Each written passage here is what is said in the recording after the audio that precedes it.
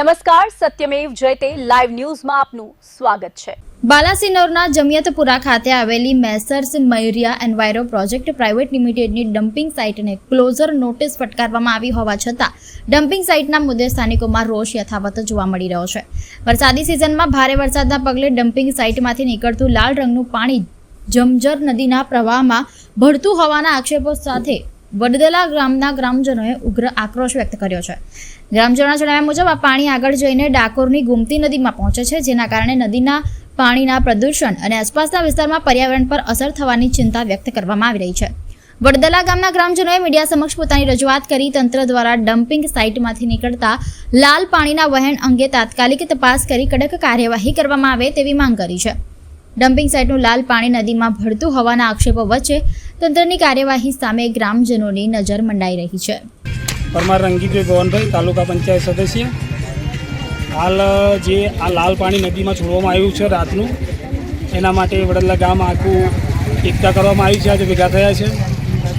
આનું નિરાકરણ તાત્કાલિક ધોરણે લેવામાં નહીં આવે તો આમાં આવનારી કોઈ પણ ચૂંટણી હશે, 2027ની વિધાનસભા છે કે સંસદ સભ્ય છે, કોઈ પણ પાર્ટીનો વોટ કરવામાં નહીં આવે, વોટનો બહિષ્કાર કરવામાં આવશે। એટલે આને તાત્કાલિક ધોરણે કોઈ પણ પગલાં લેવામાં આવે, બાકી કોઈ કારણોસર કોઈ પણ આગળ પગલું ભરવાનું થશે તો ગામ આખું ભેગું થઈ અને કોઈ પણ રોડ પણ ચક્કાજામ કરી શકશે, કોઈ પણ કરી શકશે, ગમે તે થશે। નમસ્કાર મિત્રો, હું છું પાંડવા જિલ્લા પંચાયત સદસ્ય ઇન્દ્રજીતસિંહ ચૌહાણ।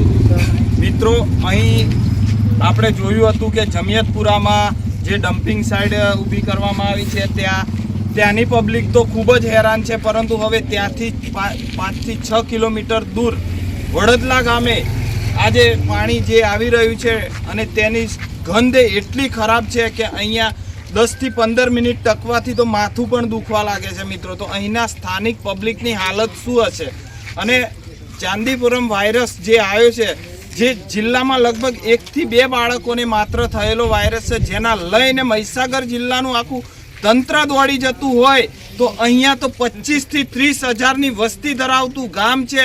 આ 25 થી 30 હજારની વસ્તીને જો આ નુકસાનકારક પાણી છોડવામાં આવ્યું છે અને જેનું TDS 3150 TDS છે, તો તંત્ર આજ સુધી કેમ ઉગે છે અને આ ગ્રામજનોને ન્યાય અપાવવા માટે કેમ નથી? હાલ ડમ્પિંગ સાઇટને ક્લોઝર નોટિસ આપવામાં આવી છે મિત્રો, જે ક્લોઝર નોટિસ અમુક સમય પછી અમુક શરતોને આધારિત છે। એ શરતો પૂરી કર્યા પછી ડમ્પિંગ સાઇટ ચાલુ પણ કરી શકે છે। તો હજુ પણ સરકારશ્રીને ખબર નહીં પડતી હોય કે જેને લઈને કેન્સરથી લઈને તમામ પ્રકારના રોગ માનવ જીવનની અંદર થઈ રહ્યા છે। તો અત્યારે વડદલામાં પીવાલાયક પાણી પણ નથી, તો આ પબ્લિકને વળતર કોણ આપશે? અમારો પહેલો પ્રશ્ન છે કે પબ્લિકને વળતર કોણ આપશે? અને બીજી વાત કે હજુ પણ બીજી સાઇડને લઈને પણ NOC આપવામાં આવી છે મિત્રો, તો એ બીજી સાઇડને NOC કોના આધારે ને કઈ રીતે આપવામાં આવી છે? હજુ આ એક સાઇડના લઈને જ પબ્લિક આટલું હેરાન છે। અત્યારે જુઓ તો આપણે 100 થી 200 માણસ અહીંયા જે પ્રકારનો રોષ ઠાલવી રહ્યું છે, એ રોષના લઈને આપણને લાગે છે કે બીજી સાઇડને ખરેખર NOC ના આપવી જોઈએ અને આ જે ભૂગર્ભ બગડ્યું છે પહેલી સાઇડને લઈને ભૂગર્ભ પણ સુધારવું જોઈએ અને પબ્લિકને વળતર પણ આપવું જોઈએ।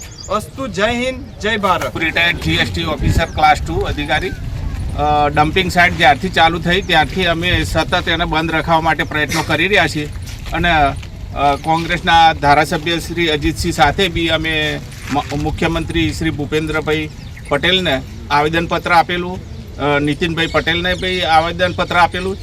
ડમ્પિંગ સાઇટ બંધ થઈ છતાં પણ ફરી ચાલુ કરવામાં આવેલી છે અને આજે અમારા ગામની અંદર નદીની અંદર આ કેમિકલ યુક્ત પાણી આવ્યું છે, જે જીવવા માટે, તે પ્રાણીઓ માટે, પક્ષીઓ માટે ખૂબ જ હાનિકારક પાણી છે। તો આ તાત્કાલિક ધોરણે આ પાણી સદંતર બંધ થવું જોઈએ અને જો કરવામાં વહીવટી તંત્ર જો આ સામે પગલાં કશું જ નહીં લે તો અમે ગાંધી ચીધા માર્ગે સમગ્ર ગામના એકત્રિત થઈ અને અમે અમારી રીતે બંધ કરવા માટે પ્રયત્ન કરીશું।